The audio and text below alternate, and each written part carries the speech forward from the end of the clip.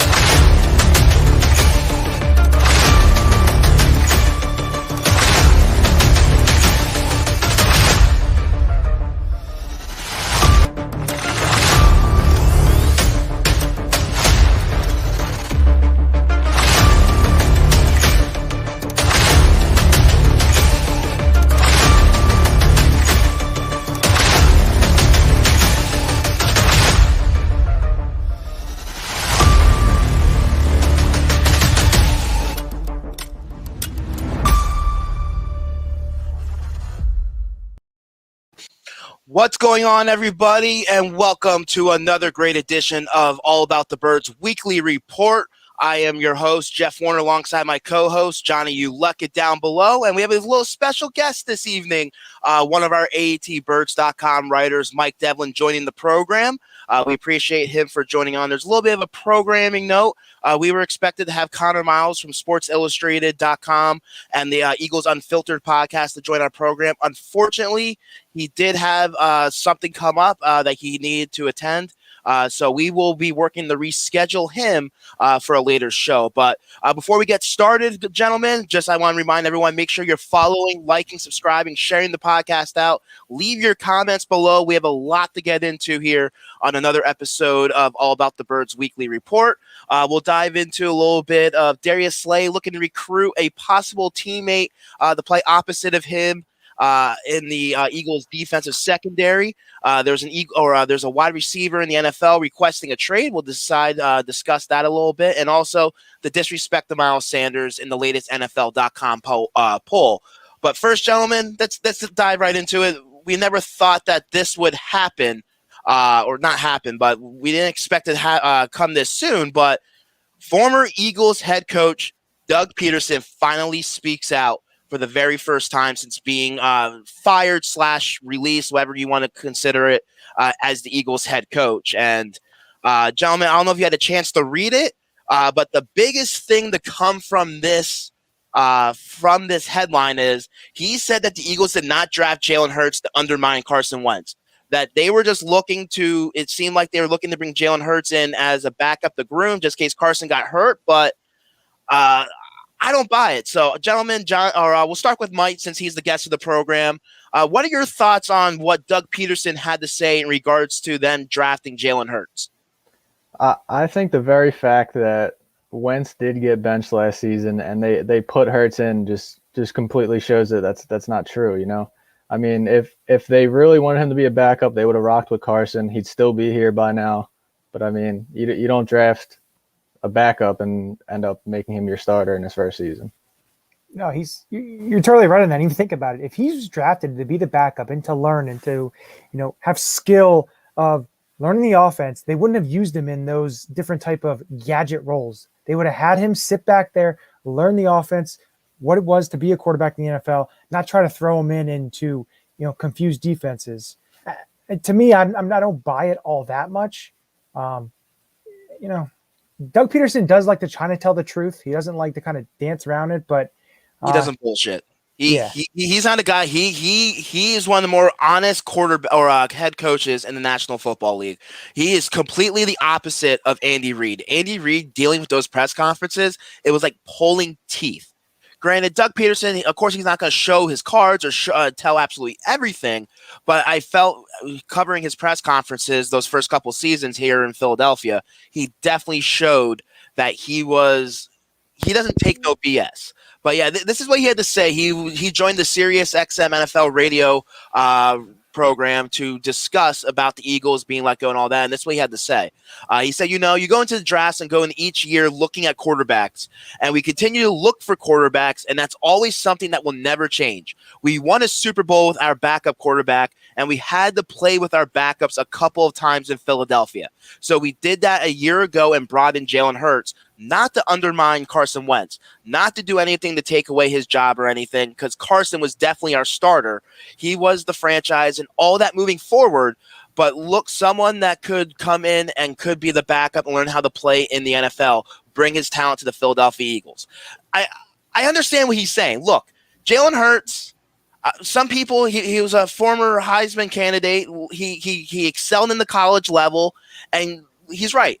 Every team, every single year, you're looking at the quarterback position because the quarterback position in the NFL, there's only 32 starters in the NFL, and we have seen plenty of teams in the past, including the Eagles, that have got value from their backup quarterbacks in trades. So I understand the point of, like Johnny said, allowing him to groom, allowing him to sit with the playbook. I just kind of feel the whole season, the whole front office, everything just went out of whack, and it kind of changed their plans a little bit. But you don't draft a quarterback in the second round and not expect drama.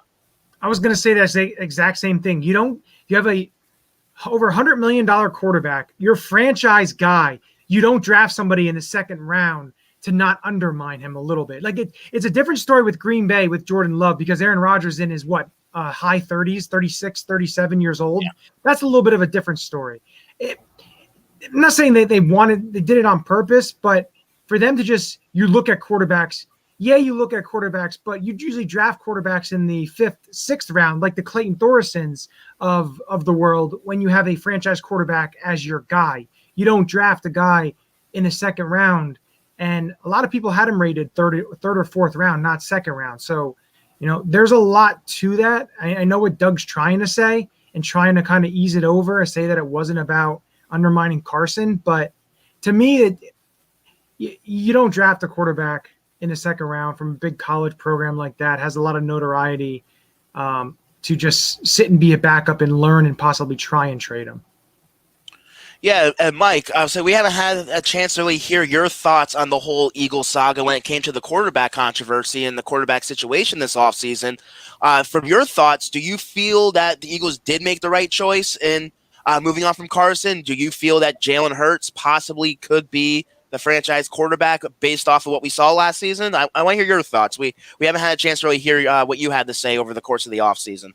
Well, to start, I'm a big Lincoln Riley fan, so I love my Oklahoma quarterback, so I might be a little homer with Jalen Hurts, like one of my favorite players. So it's hard to say they made the right decision. The wrong decision was made on draft night. That's when it all started. That's when the wrong decision was made. And then as the season progressed, Carson was not producing. He was the worst, maybe the worst quarterback in the NFL last season, and a move had to be done. He was the next guy up, so I don't know how we're here. I still don't know how we're at this situation. Right? Look, going into last year, this point last offseason, when me and Johnny and we were doing our show and talking about the upcoming season, there was a ton of excitement.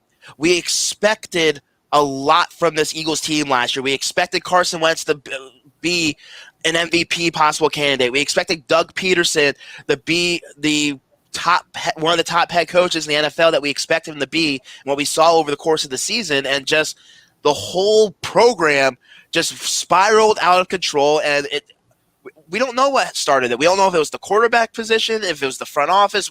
We don't know what happened, but it was a domino effect to start from up top. Ended up with Doug Peterson, ended up with Carson Wentz, and now we're looking at a 4-11-1 football team, possibly retooling and rebuilding. That's the thing. I had him in the playoffs last year, so it's it sucks that they're at this point and where, how far they've fallen. But again, it is what it is. It's a retooling. You got to try and bounce up and bounce back. And in a division where, I don't think it's overly tough. It isn't like other divisions in the NFL, like the NFC West or the AFC North. But time will tell. Yeah, and Peterson, they addressed the whole situation, what happened last year, what happened with the Eagles team, and a lot of it, he said he kind of felt it was due to injuries. This is what he had to say in the same interview, saying, as the season began, things just started to kind of spiral out of control. Injuries began to set in. We weren't playing very well. Turnovers offensively, just a number of things, penalties, more injuries, compounded problems, and it just became harder and harder as the year wore on. No one person is to blame for any of what happened last year. And it's just unfortunate for me because I was hoping to really have an opportunity to fix the issues that we had and kind of get everything back on track, whether it was going to be this year or the next year. And obviously that didn't happen. I don't spend a lot of time thinking about the ifs, ands, and buts. I just focus on the future and look forward to that. So it definitely seems like Doug Peterson is looking to continue his coaching status and becoming a head coach in the future, hopefully. But I respect Dougie P. Look, he took the high road in that aspect, in my opinion. Look, he could have been a guy that could have bashed the front office. He could have bashed whether him and Carson Wentz had issues. He could have threw everyone under the bus. And in that interview, in that moment, granted, Dougie P is a classy guy. He's not going to go out there and bash an organization he just worked for. It's not his style. But still, the way he took the high road in that instance, I have a lot of respect for him. Yeah, and to me, yeah, I know, tell Aaron Rodgers that, Doug. But like I said before, with the Jordan Love thing, it's a little bit different of a situation. But, Doug Peterson spoke on it. He didn't throw, like you said, he didn't throw it under the bus. He could have really, made it really newsworthy in terms of certain things he said. But again, he took the high road, and we have what he said, and just gonna go with that. Now, Mike, how are your thoughts on Sirianni? I know Philadelphia is a little torn on the whole Sirianni signing because, look, he's another guy that just basically came out of the woodwork that we did not expect the Eagles to really look at, and then out of the blue, they all of a sudden hire the guy. It's something similar to Dougie P. We saw how it worked out with him. At least people knew Dougie P. around the league, knowing the fact that he was a former quarterback. He worked under Andy Reid. He was here in Philadelphia. Where Sirianni, he's a little bit of an unknown. So I want to get your thoughts a little bit on how you think Sirianni is going to do, because he could be the X factor for the Eagles' success along with Jalen Hurts in 2021 and moving forward. I think first, you see his energy; it's contagious. Like he's a young, energetic guy, and I think, I hope that spreads throughout the team. We're coming off the past couple of years of some locker room issues, people not liking the quarterback, some people like the quarterback. All that. Hopefully he can bring like one locker room together. That's where it starts. That Super Bowl team, that was like the best team I've ever seen in my life. They were the most tight group ever. So hopefully we can get back to that, and that's where it starts.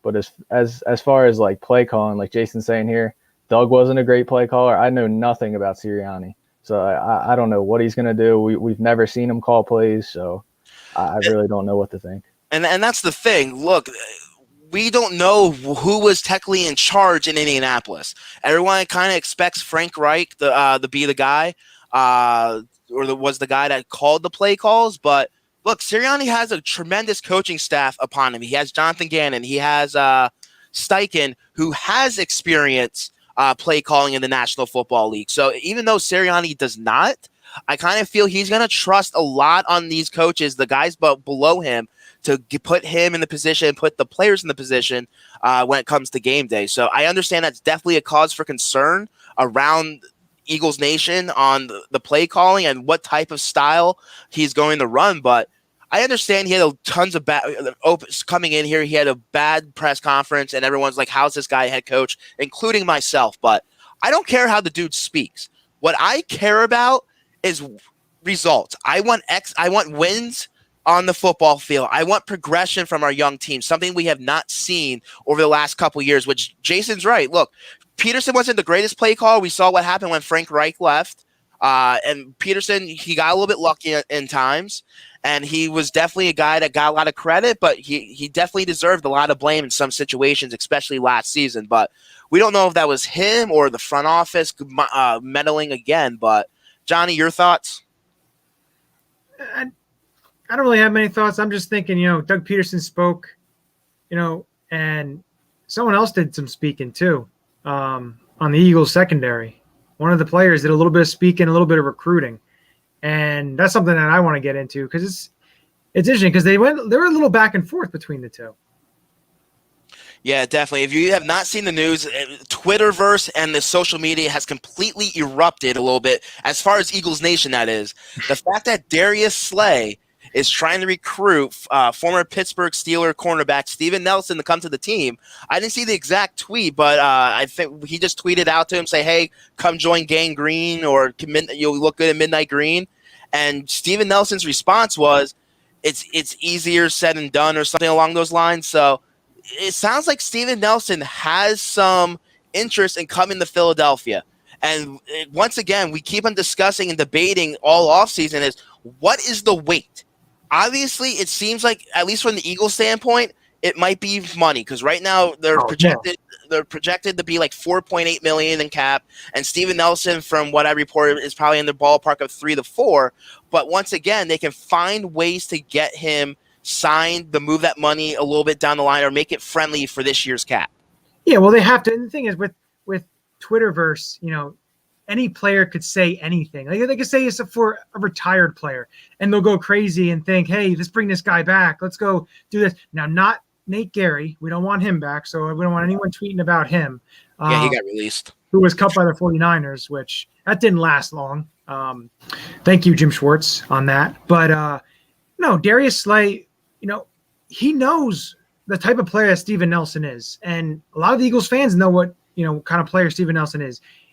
Him as a CB2 on a roster that, if you look at it, we've talked about it. You need to shore up and get a veteran in that spot. I understand Jonathan Gannon is a cornerback coach. He's developed corners, with Indianapolis and with Minnesota, helping some guys and with Mike Zimmer and everything. But I understand that, and I understand you are retooling, rebuilding, and you want to see what you have in a lot of these unnamed players, but you're not going to get all pro talent. Yeah, you may get serviceable players, guys that are going to be able to give you snaps.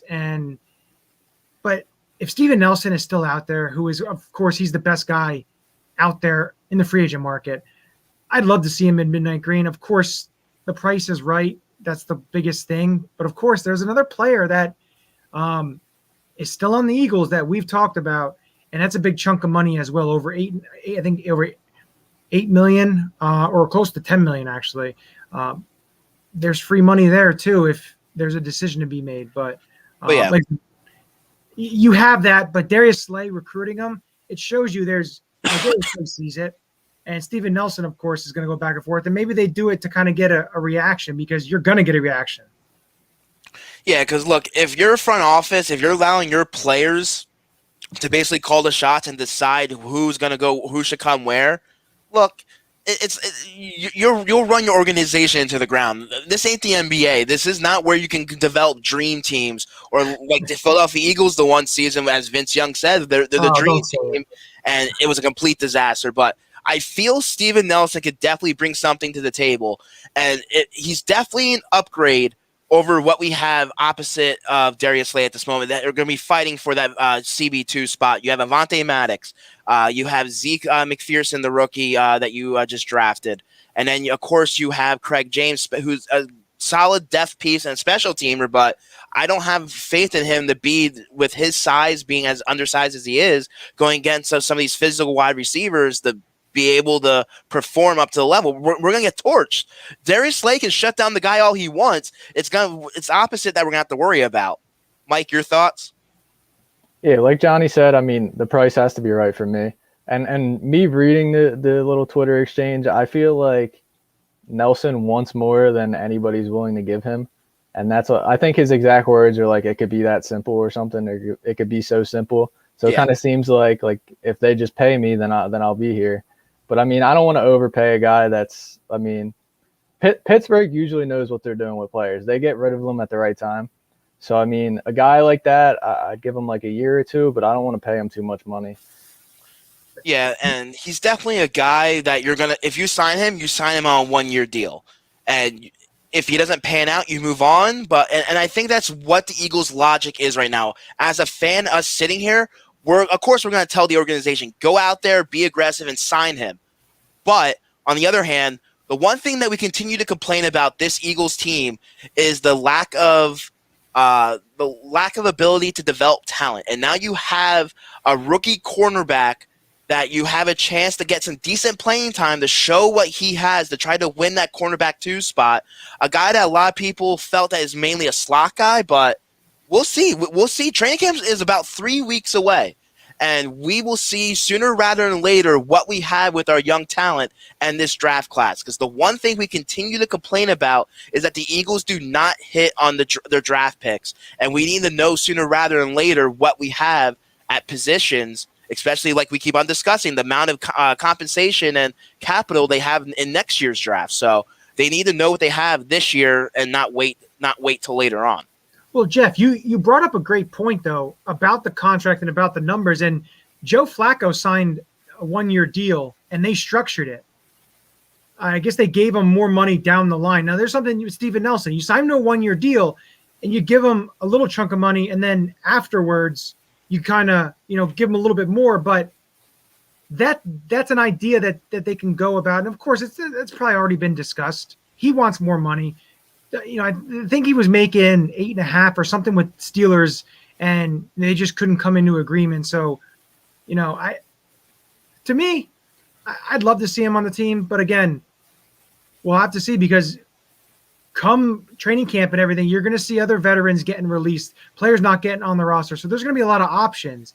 And, right now, New England, there's an option. I saw a lot of people on Twitter talking about I think it's a third-year receiver now. N'Keal Harry, I guess, requested a trade through his agent, I guess. And everyone's talking about, Eagles should maybe take a look at that. Now, an underachieving wide receiver he was drafted 32nd overall 2 years ago. Does that sound familiar? Does it sound familiar to someone on the roster that's kind of a bigger 6'4", 225, bigger type receiver who's kind of underachieved? Who's that? Do I have to say his name? J.J. Arcega-Whiteside. Okay. I thought it was the route that you were going, but I just wanted to make sure. But again, I don't think N'Keal Harry is J.J. Arcega-Whiteside. A totally different player. I think N'Keal Harry is a lot better. He's had some injury problems. What do you think, Mike? Have you heard about the N'Keal Harry rumors? Yeah, my friend actually brought it up to me the other day. They were like, what would you do? Like, I was like, my exact answer was like for like a 6th or like a 5th round pick, like I'll go for it. I mean, my exact words was he's like the size of DK Metcalf, but he was actually stronger than DK Metcalf. I mean, he's nowhere near the talent, but I mean, he's a big body receiver. I mean, if it's a cheap price, why not? But I'm not gonna go crazy over N'Keal Harry. Yeah, you're not gonna sell the farm, and this is an Eagles roster that already is very deep. I shouldn't say deep, but they have a lot of wide receivers. They have a lot of unknown. Yeah, they have a lot of unknown at the wide receiving position. So, look, N'Keal Harry last season, 14 games, 33 receptions, 309 yards, 2 touchdowns. The year before, his rookie year, he only played 7 games, 12 catches, 105 yards. He's definitely been a disappointment for the New England Patriots, especially if you, like Johnny said, the fact that they drafted him as highly as they did. I'm sure he has talent, but what if we would get him? What could he do differently, or what could he bring to the table differently than what we already have on the roster? Why would you give up any type of compensation for a wide receiver like him when you already have a bunch of underproduced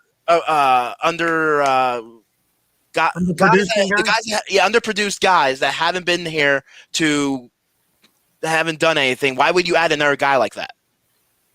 Well, you look at it this way. you get him, a player like Travis Fulgham, who's young, who you had, yes, he struggled late in the year, but he had those couple of games where he showed promise. And you have him, you have Quez Watkins, you have John Hightower, Jalen Reagor, Devontae Smith. Like you said, a lot of youthful people, no matter who it is, whether they request a trade or get cut, you always see someone say, oh, the Eagles should go after him. I can give you a long list of every single player you should go after him. Yes, he's only 23 years old. He turns 24 at the middle of December. He's super young. I understand that. But to give up, a draft pick for him when you have players on the roster, like you said, young players where there's going to be competition. And I just don't think it's a smart move. There's other holes this team has that maybe, if you want to give up a 5th, 6th round draft pick to maybe fill a hole of another position would be a lot smarter than going after a guy who's underproduced with the New England Patriots. And when Bill Belichick gets rid of somebody, like you said with Steven Nelson and the Steelers, when Bill Belichick gets rid of somebody, he's not that great of a talent or he's done. But I don't think it's a smart move to go after somebody like that. Yeah, and why would you trade for a guy that's not even guaranteed to make the roster? Look, He could be a guy with his size that, he could be a red zone threat, the deep fade, that type of option. But look, Devontae Smith, if they keep, say, 6 wide receivers, Devontae Smith, Jalen Reagor are definitely making the team. Then we're, of course, battling out with Travis Fulgham, Greg Ward, John Hightower, Quez Watkins, and JJ for those final couple spots. Unless there's some type of agreement with the Eagles, if for some reason he does not make the 53-man roster, they get that selection back, there's no way in hell they look at this option. Honestly, nothing against Neil Harris. I do not see him being an upgrade over any of those guys except probably maybe JJ. Even JJ, we kind of hope that still can produce and come around and do something. Are you giving us a glimpse into your early 53-man roster predictions? You started to give a little bit of a positional breakdown there. A little bit. I was just looking at the Eagles depth chart and seeing on ESPN.com and seeing who they have listed on the wide receiving depth chart. And, there's a lot of youth. And, look, these are guys that they just drafted, most of them, or all the guys I named over the last 3 seasons. Devontae Smith this year, Jalen Reagor last year, Hightower and Watkins last year. Yeah, Hightower and Watkins, JJ the year before, or 2 years before. Greg Ward's been around here for quite a bit. And Fulgham, he was an undrafted free agent they signed on? He was drafted by Detroit and then let go, and then they picked him up because he went to Green Bay, and then I can get into it. But but it's not as bad as the video that was posted by the All About the Birds account on Twitter today about the receiving core back in 2005. Now that was a bad receiving core. Dude, that was bad. The fact that who was it? Billy McMullen and Greg Lewis were the top 2 wide receivers without T.O. on the roster. Granted, Reggie Brown was coming in as a rookie, so he panned out his rookie season for the most part. He wasn't the second round talent we expected him to, or he didn't live up to that type of hype, but he was a serviceable wide receiver his rookie year. Plus, that I don't know what was worse, which had a worse ending. Last year's Eagles or the 2005 Eagles after that Super Bowl run. So I don't want to bring back up some bad memories because that year I tried to tune out. Well, you talk about bad memories. Why don't we get in some bad running back rankings? Because Maurice Jones-Drew put together, I would say it's pretty lackluster. I don't know if it's Chris Sims bad. It's close. It's borderline. It's pretty bad. Look. The fact, if we discussed it last week on Birds, Beers, and BS, which if you did not get fired up, are you going to get fired up? I'm going to get fired up. I'm going to start banging tables and breaking down walls because, look, I brought it up on Birds, Beers, and BS, which you can exclusively find on our All About the Birds YouTube channel. Make sure you are subscribing to that channel for that content as well as any of our show content that you might have missed here on the All About the Birds network. But Maurice Jones-Drew, hell of a running back. I'll say he was a great player in his time, but he showed right here with this rankings that he is a horrible analyst. The fact that he has Miles Sanders ranked the 6th worst running back in the National Football League. While you guys dive into it, I'll bring up the list. I'll tell you the guys that he has over Miles Sanders. So, Mike, your thoughts? Do you feel it's a little bit of disrespect by Maurice Jones-Drew on Miles Sanders? I voted on the poll. I think I was in the 11 to 20 area. Like, I think he's that second tier. He's got to stay on the field, but I mean, 27 is that's backup worthy. I don't know how you're that good at the game and you can't evaluate talent at all. I think it's a little bit of a let's get clicks. We see it all the time with if you rank a Philadelphia low enough, you're going to get tons of people clicking on it, tons of people talking about it. But I just don't know what he's seeing. I understand he didn't have a great season last year, but he still had over 5 yards a carry. And the guys he has ahead of him it's ridiculous. I had him in the 11 to 20 range as well. I think for me, I think he's I would say around the 14, 15 range right now, with potential to move up if he has a good season.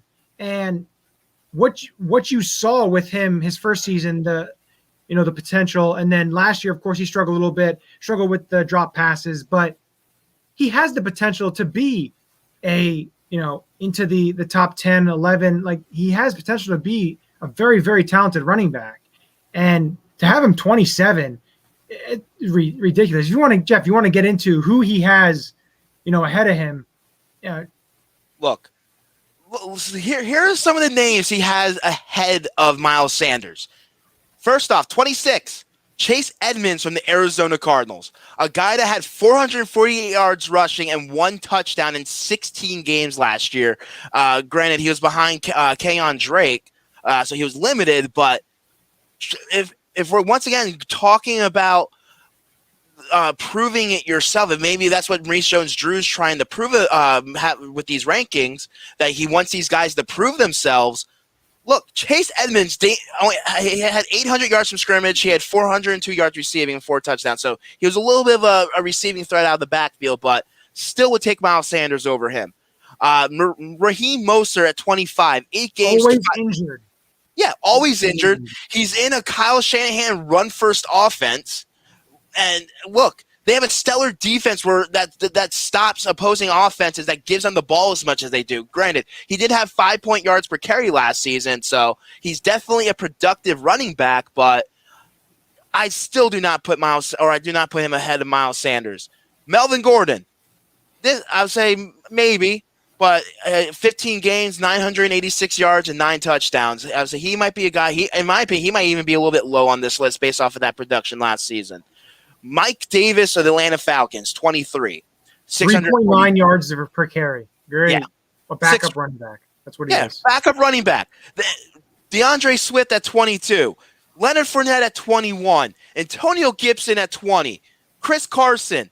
James Robinson, who had a hell of a season last year. 14 games, 1,000-yard rusher for Jacksonville.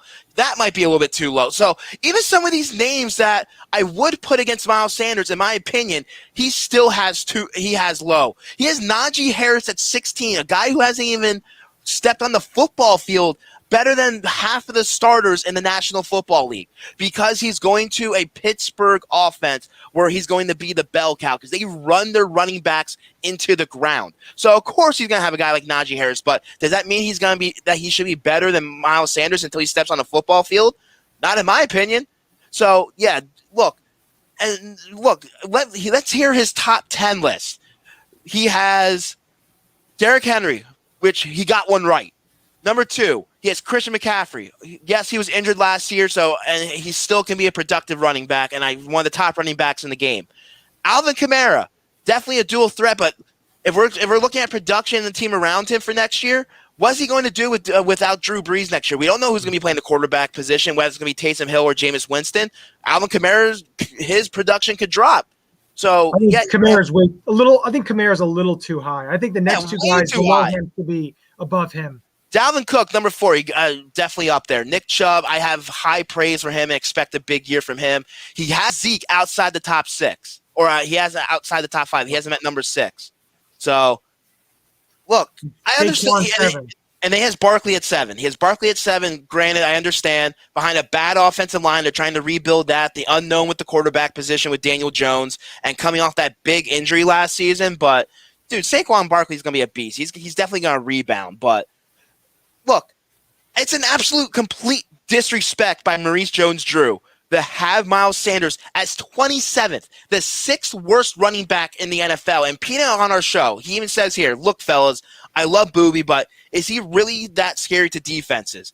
Even on a bad football team last year and on a down season, Miles Sanders still had over 1,000 yards from scrimmage. If he can work on things out of the passing game, that offensive line was banged up last year. We can get that fully healthy. Right now, in my opinion, I'll bring up the poll results. We have the poll results at so we did on AATBirds Twitter account, which make sure if you do not already, make sure you do follow. We do weekly polls and a bunch of other content, so make sure to check it out. Johnny does a great job with videos. We asked, where do you feel Sanders should be ranked? And we had 146 votes about an hour before this show. 18% have him 1 to 10. 11 to 20 was 72%.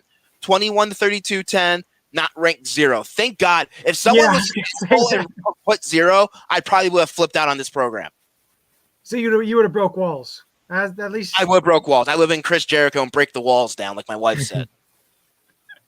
But I look at the offense that, Nick Sirianni and where he came from, Indianapolis, and the way they use the running backs, Jonathan Taylor is ranked 11th on this list, and he had a hell of a season last year. And because Marlon Mack wound up getting hurt, so it gave time for Jonathan Taylor, and they had Nyheim Hines as well. But for me, I feel Miles Sanders, I think, is going to have over 1,500 yards from scrimmage, and I think he's going to have over 10 touchdowns. I'd say around 12 to 15 touchdowns this year. It could be a bold prediction. I'll say that. I just feel he's going to have a very, very good season. What do you think, Mike, in terms of these rankings and how they have, the guys at the top and, the disrespect for Miles? I guess like these national guys, they don't get to watch. Like we watch the Eagles week in, week out. Like we see what happens on the field. The things that Booby did last year, he's trying to bounce everything and he had some fumble issues, but that's because it's like us three at the offensive line last year. I mean, there was no holes to run through, so he's trying to bounce all over the place. I mean, like you said, Nick Sirianni's gonna want to run the ball.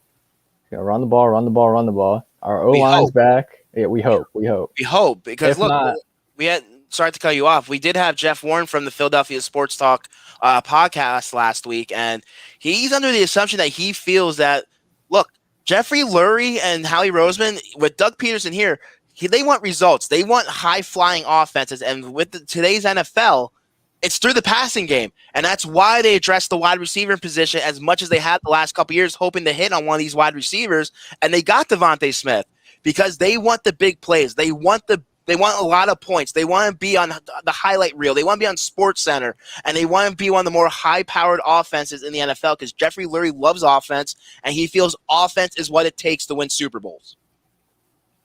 Sorry, continue.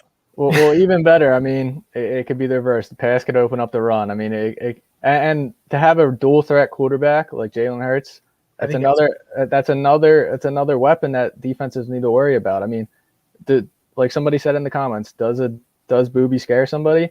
He might not, but guess what? That's what the Eagles need. If our running back's not first, second, third on your list of people that are scaring you on our offense, that might be a good thing. Yeah, and Jalen Hurts, his legs and the dynamic that he can bring to an offense to help, Miles Sanders and to be able to, open holes, because if he's holding the ball a little too long, the defensive end collapsing, there's things that they can do. And with hopefully a healthy offensive line and getting guys like Lane Johnson back, and you have, Jason Kelsey there, and you have Mailata and Seumalo and Brandon Brooks coming back. And then, you drafted Landon Dickerson, and you have some of the guys that played last year to get reps as the backups. I think it's going to help. I think Jalen Hurts does help Miles Sanders because of his threat to run too. So, I guess you can kind of compare it when Michael Vick and LaShawn McCoy. Michael Vick was a threat to run. LaShawn McCoy kind of, he was an all-world talent though. but it helped him.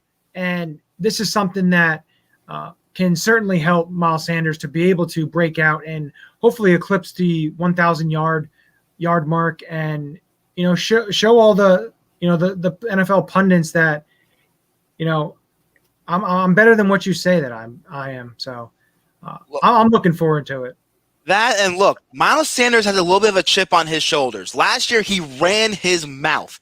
Mr. 2,000 yards from scrimmage, I'm gonna be Mr. Miles 2K this season, and he fell flat on his face.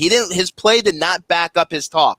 I'm glad that this offseason, so far, knock on wood, he is not running his mouth, because we need the production. We need him to be more productive on the field than running his mouth off the field. Because look, you have a young quarterback, like you guys brought up, the fact that you have the ability with Jalen Hurts, but we have to remember, we don't know what we have with Jalen Hurts. We saw 4.5 games last year. He was thrown into the fire. He's finally having off season and training camp to go in as the starter with a new head coach. But one thing that can take a lot of pressure off of a young quarterback is your run game. And that's why I kind of feel the Eagles are going deep with the running back position. Even though they want to be, Jeffrey Lurie wants to be this high-powered offense with the passing game, I still feel they're going to find ways, Sirianni and Steichen are going to find ways to utilize this run game effectively and find ways that utilizing Miles Sanders effectively. You saw what he was able to do with the Indianapolis Colts with Hines and Jonathan Taylor. And he was able to use that different back sets and different things, different assignments for his running backs to get the best out of them. So we definitely need a lot from Miles Sanders this upcoming season, because you can take a lot of that pressure off your quarterback from making bad throws or making bad decisions. And just another thing, he has 2 years left on his contract. What is the future of Miles Sanders after this season? Because going into the final year of his contract, that's usually when the Eagles usually like to start negotiating a contract. They want to lock up these guys long-term before their contract's over if they feel they're going to be in your plans for the future. But we know how running backs are. They're a dime a dozen in the National Football League. You can find them later rounds. So he definitely needs to showcase his talents this year. And he has a lot of pressure on his own shoulders to show the Eagles brass that he's deserving to be in the Eagles' plans going long-term. That's a huge key, because this season is really dependent on the type of contract that he's going to see. Now, if he's a free, because he is this year and next year would be his last year of his rookie deal. So do you want to pay him $11-12 million a year, however much running backs are going to get by that time? It's a tough thing, because the way running backs are used, you have, they drafted Kenny Gainwell. You have Miles Sanders. The thing is, you're using between 3 and 4 running backs sometimes during a game. How much value is it to sign someone? Look at a team like Dallas and Zeke. I know Zeke is a top tier running back, but you paid him a lot of money, and he's not played to the type of level as what his contract is. So that's another thing. And I just don't know. I have a bad feeling that after his contract, he's not going to be back. That's just my feeling, because of the running back position and kind of what they've showed you in terms of drafting guys. And, they're really not signing high priced running backs. So, this isn't signing DeMarco Murray and Ryan Matthews. I think I love Miles Sanders because he's from, Penn Stater, and, going to the Eagles, playing for, 2 teams that I root for. But again, I don't have much hope. What do you think, Mike? Do you think there's something, in terms of his next contract? Do you think he's going to be with the Eagles long term, or do you think this is kind of his last couple of years? He's playing for his job for sure. I think this year. I mean, he hasn't had a great season yet. He just hasn't. He's been injured here and there, and he just hasn't performed to what we want on the field necessarily. And these next 2 draft classes, I mean, there's loads of good running backs in them. I mean, I don't want to get into all that, but I mean, if he doesn't play well here, I mean, we could get somebody else to do the job. And that other guy may be Kenny Gainwell, who they drafted. Yeah, because look, And I'll say thank you for everyone tuning in. We appreciate everyone. Make sure you're leaving your comments, following, liking, subscribing, sharing the show out. We appreciate everyone's support. Like one of our writers said here, it's a new NFL. A lot of teams use a bunch of different running backs. We don't need a bell cow type of guy. Granted, I would hope we would have that type of guy. I would love to have like a Derrick Henry type or a Christian McCaffrey or a Barkley, a guy that we can rely on to pound the rock and be productive. But there's a reason why they have like 8 running backs on the roster right now. They have Miles Sanders, Boston Scott, Kerryon Johnson, Kenneth Gainwell, Jordan Howard, amongst a bunch of other guys. And it's definitely going to be interesting to see what Sirianni is going to do when it comes to the roster. Look, we'll dive into that in a couple weeks. Johnny with his 53-man roster prediction. Make sure you tune in for that. We'll definitely dive into that with training camp in the next couple weeks. But it's going to be interesting to see how he assembles the roster. Is he going to go running back heavy? Who's he value in his offense? Is he going to go wide receiver heavy? And remember, a lot of these guys, backups, they're going to be fighting for jobs on special teams. So it's going to be interesting to see how he handles when it comes to the roster selection. It's going to be one of the hardest ones because in normal years, you have maybe, 2 to 3 guys that you could see making the team who are either, undrafted or, late round draft picks. But this year you have, I'd probably say maybe 6 to 7 guys because of what they said, a new coaching staff, competition, getting guys in. It's going to be tough in what they do and the plan that they go, how many receivers, how many offensive linemen, defensive linemen, you don't know. So that's going to make it really tough.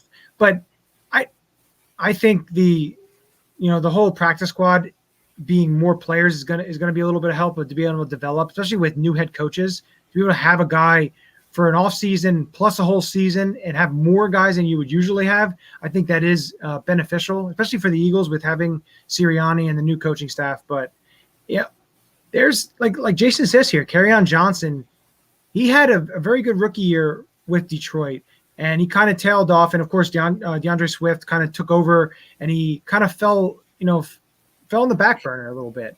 But he's a young running back, and Gainwell and Miles, they have a lot of running backs, and it's what kind of an offense are they going to run? Are they going to run more of a running back by committee when they said last year they weren't doing a running back by committee, yet they didn't really give Miles Sanders the amount of touches that, we all kind of thought he was going to be getting. But, it's something that we're going to see. And that's why it's good there's going to be some preseason to be able to see some of these players live, not saying they're going to show you what they're going to do, but to be able to see what these players can do on the field and not just go into the season without any type of games. Well, that and less preseason. The coaches are hating it. Players are loving it. They are from at least this offseason or this preseason. They go down from the 4 to the 3. Besides the teams that play in the Hall of Fame game. So, look, it's gonna be interesting to see what happens, and we're gonna finally get to see some Eagles football. We're less than 3 weeks away from training camp. All eyes are gonna be on Jalen Hurts. Of course, Nick Sirianni and how he's managing this team. So it's going to be a great ride here through the rest of the offseason, heading into the preseason, and, of course, the regular season that kicks off in Atlanta. So it's going to be a fun ride here on the All About the Birds program. Real quick, I just want to give Mike a little bit of a spotlight real quick. He did a great job today writing an article on our AATBirds.com website. I know this is an Eagles show, but we do also try to cover some other Philadelphia sports along with other sports programs. And he wrote a little column about Reese Hopkins and if he feels the Philadelphia fans underappreciate Reese Hoskins and his production and his ability to play for the Philadelphia Phillies. So, Mike, real quick, you want to give a little bit of a summary or a little bit of a tease for people to go to the website in regards to your opinion about Reese Hoskins? Just tell them to read it. Don't give them a summary. Well, that too, but give them a little, make them one craving for more. So that's what I was trying to. So spice it up. I was trying to give you a little bit of a spotlight. Let's just say his numbers hitting the ball this season compared to a lot of people that are making the All-Star game next week, and people treat him in this city because he has a low batting average that he's just a terrible player, which I don't think he is. He hits the ball a lot, and I mean, go check out the article and see where his numbers stand against them guys. Yes, one of our other writers, Jason Voorhees. Thanks for tuning in, Jason. These two in our little Twitter chat, they're always going back and forth. They're two of the bigger Phillies fans on the AATBirds team, and they're always going back and forth. And even Jason here, you can bash me. He wouldn't be mad because apparently he disagreed with you, but definitely make sure to check out that article along with all our other articles on the AATBirds.com website. Jason also recently wrote an article about the Phillies front office and the management, whether they are looking to win or not. And plus, we have great Union content, Eagles content. So, again, make sure to check it out. But final few moments here on the All About the Birds weekly report. Gentlemen, you have any final thoughts before we get out of here? I don't think so. I think we covered it. Cool. Mike? I just can't wait for football. Three weeks. Can't wait. Right. Definitely. But again, we appreciate everyone for tuning here on the All About the Birds weekly report. We have to pay some bills real quick. I would like to thank our sponsor, 99 Jerseys. Make sure to check them out, 99jerseys.com. Get 20% off your next order by using discount code AATBirds20. Again, AATBirds20. Check out their wide selection of quality kick-ass jerseys of your favorite sports movie characters and throwback jerseys of some of your favorite NBA stars and football stars. Again, order today, 99jersey.com. Save 20% off by using discount code AATBirds. We'd like to thank our sponsors also as well with OddsJam. OddsJam, they have their Arbitrage Calculator to make sure you never lose money again. That's oddsjam.com. Definitely want to check them out. They have the #1 software platform for sportsbook bandits. Their software shows you how to make risk-free cash off FanDuel, DraftKings, and other books with their Arbitrage Calculator. We have a special referral link. Make sure to check that out in the comment section or in the description of the show. That is there if you want to check them out. We'd like to also thank one of our other sponsors, Statement Games, with a fun, free twist on fantasy sports. You can check Statement Games Inc. for a fun new way for fantasy sports and entertainment, win gift cards and prizes. And again, it's free to sign up. Referral link in the comments and the show description. So we'd like to thank them again, and also our sponsor of All About the Birds, Manscaped.com. We'd like to thank them. Manscaped is the only men's brand dedicated to below-the-waist grooming and just launched their Lawnmower 4.0. So make sure to check it out. Use the code AATBirds at manscaped.com. I'd like to thank everyone for following, liking, subscribing, and sharing the program and commenting and viewing today's program. Thank you for Mike for joining the program. We hope to have him on again, and make sure to check out his work. You can follow him on Twitter at MikeDevlin12. Is that correct? That's correct. Awesome. Mike Devlin12. Give him a follow. Definitely a great guy. Of course, Johnny. You can follow him on Twitter at JohnnyU9322. And you can follow me on Twitter at JeffWarnerNFL. And again, check out AATBirds.com and our shop, AATBirds.com. /shop for all our AATBirds show designs. A little bit of a programming note for tomorrow. Philadelphia Union do play at 8 o'clock. So tomorrow's Union show with Mike and Dave, it will be pushed back to a post-game show following the game. So make sure to check that out here on our All About the Birds network program. So, and also make sure you follow Chip, who is not on the show with us tonight, at Chip for the Birds. Yes, my apologies. Yeah, make sure to follow Chip. You can check him out Monday nights on here on All About the Birds Network. And Friday nights, you can check out Birds, Beers, and BS. Friday nights on YouTube. Make sure you're subscribing to our YouTube channel. So another great show, gentlemen. We'll be back next week. Same time as always, 9:15 here on the All About the Birds Network, Facebook, YouTube, and Twitter.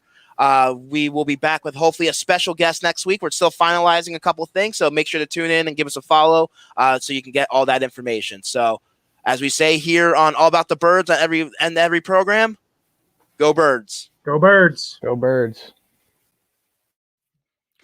Summer's coming.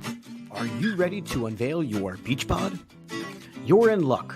Our friends at Manscaped just launched their 4th generation performance package, which includes the Lawnmower 4.0. You heard that right, the 4.0. Complement your summer bod with a trim from the leaders in male grooming.